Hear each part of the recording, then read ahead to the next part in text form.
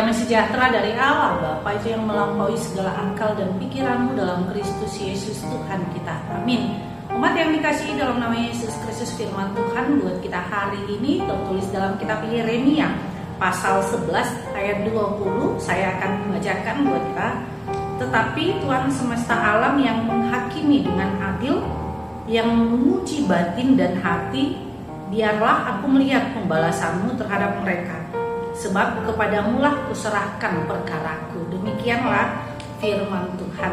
Kita yang dikasihi dalam nama Yesus Kristus, panggilan Yeremia itu dimulai sejak dalam kandungan.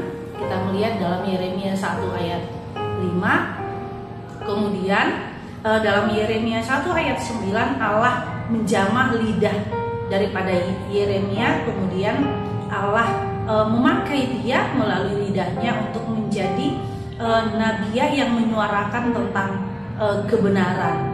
Kebenaran yang dimaksud adalah ketika zaman Yeremia itu menghadapi nabi-nabi palsu, yaitu tentang pembuangan ke Babel. Saat itu nabi-nabi palsu mengatakan bahwa tidak ada pembuangan, karena sekalipun kita pernah berbuat salah, kita adalah keturunan Abraham dan pasti akan dibenarkan Tuhan. Tetapi Yeremia katakan pembuangan pasti akan terjadi, dan dalam pembuangan itulah mereka akan dihukum. Hal itu tidak disukai oleh umat Israel dan juga para yang lain, sehingga banyak orang yang membenci Yeremia.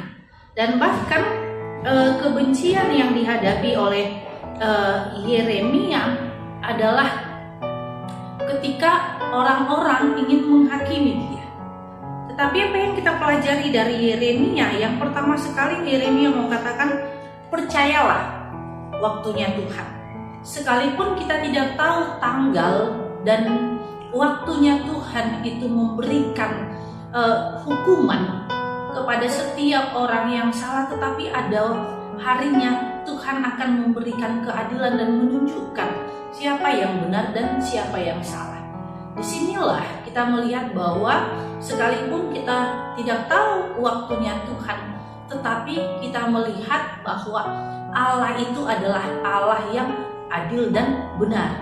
Yang kedua, firman ini mau katakan bahwa Allah akan memelihara nyawa setiap orang. Sekalipun banyak tantangan, tetapi Allah akan memelihara. Karena apa? Kita akan membalaskan kejahatan dengan kebaikan, karena kita adalah garam dan terang. Garam itu tidak butuh banyak, tetapi dia bisa berefek yang sangat luar biasa pada makanan.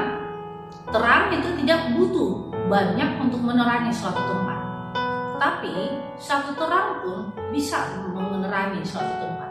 Seperti itulah orang percaya. Sehingga di dalam doanya ini Yeremia mengatakan bahwa segala sesuatunya dia serahkan kepada Tuhan.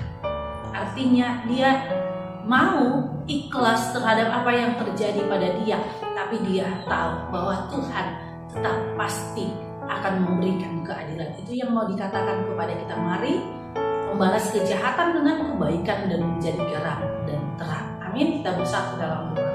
Terima kasih Tuhan Yesus buat anugerah-Mu, buat cinta kasih-Mu. Ajarkan kami untuk menjadi garam dan terang, sehingga dalam setiap hidup kami nyata kemuliaan-Mu. Tuhan Yesus, inilah doa kami dalam nama Yesus Kristus kami berdoa pada. Amin. Anugerah Tuhan Yesus Kristus dan kasih Allah dan persekutuan Roh Kudus itulah yang